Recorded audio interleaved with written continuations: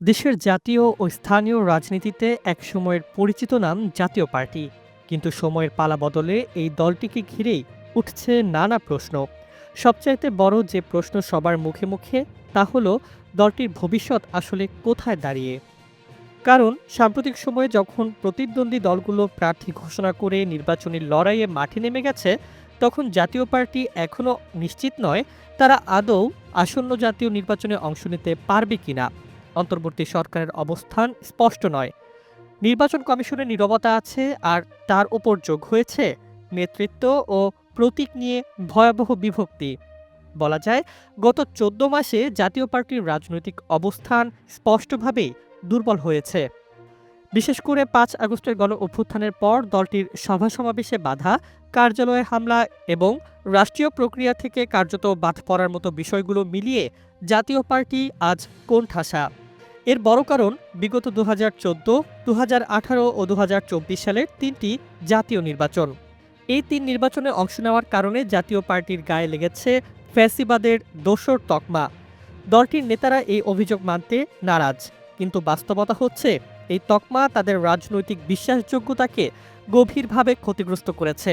এই সুযোগে জামায়াতে ইসলামী, জাতীয় নাগরিক পার্টি, ইসলামী আন্দোলন সহ একাধিক দল প্রকাশ্যে দাবি তুলেছে জাতীয় পার্টির বিরুদ্ধে। তাদের দাবি, জাতীয় পার্টিকে যেন এবার নির্বাচনের সুযোগ না দেওয়া হয়। এ তো গেল বাইরের আলাপ।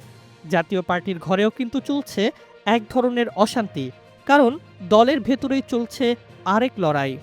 জি এম কাদের ও আনিসুল ইসলাম মাহমুদের নেতৃত্বে বিভক্ত জাতীয় পার্টির দুই অংশই নিজেদের মূল দল দাবি করছে।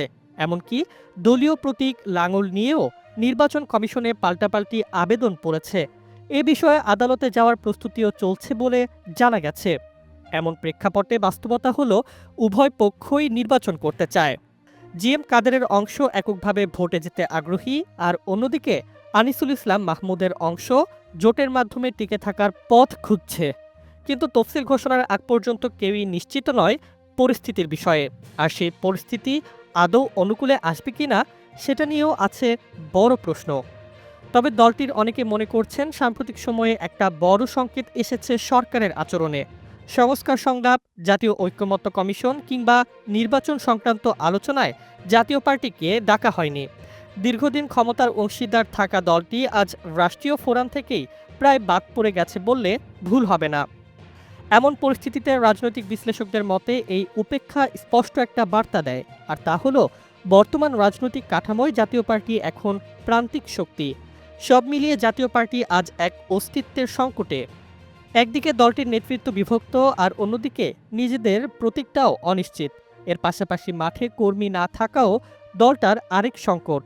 সব মিলিয়ে বলা যায়, ত্রয়োদশ জাতীয় সংসদ নির্বাচন জাতীয় পার্টির জন্য ক্ষমতায় যাওয়া বা সংসদে প্রতিনিধিত্ব নিশ্চিত করার লড়াই নয়, বরং জাতীয় পার্টির জন্য রাজনীতিতে টিকে থাকার শেষ পরীক্ষাও বলা যায়। জাতীয় পার্টি কি সেই পরীক্ষায় উত্তীর্ণ হতে পারবে, নাকি ইতিহাসের পাতায় আরও এক ধাপ পেছনে সরে যাবে? এই প্রশ্নগুলো উত্তর দেবে সময়। তবে তার আগ পর্যন্ত বলা যায়, আপাতত নির্বাচন নয়, বরং অস্তিত্ব টেকানোর যুদ্ধেই লড়ে যাচ্ছে জাতীয় পার্টি।